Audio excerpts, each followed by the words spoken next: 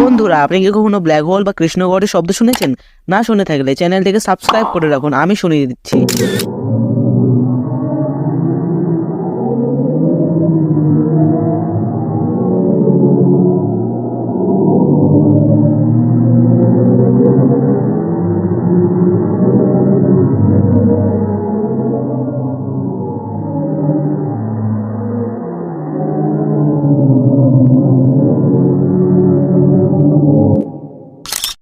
NASA এর satellite চাঁদের X ray observatory 23 August 2022 সাউন্ডে record করে। যে সাউন্ডে মানুষ সরাসরি শুনতে পারে না, এটিকে শোনার জন্য সাউন্ড ওয়েভে কনভার্ট করা হয়েছে।